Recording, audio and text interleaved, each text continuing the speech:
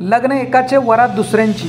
वाडे परिसरातील देवी कॉलॉन्स परिसरात लग्नामुळे पाटकळ माता ते वाडे गावापर्यंत 3 ते 4 किलोमीटरपर्यंत वाहनांच्या लांबच लांब रांगा लागल्या होत्या। त्यामुळे वाहतुकीचा पुरा बोजवारा उडाला होता। हे आजचे नसून नित्याचे झाले आहे। देवी कॉलॉन्समध्ये लग्न व इतर समारंभ असल्यानंतर या रोडवर वाहतूक ही जाम झालेली असते। लॉन्स व्यवस्थापन याकडे योग्य लक्ष देत नाही। त्याचा फटका या रस्त्यावरून वाहतूक करणाऱ्या सर्व प्रवाशांना बसतो।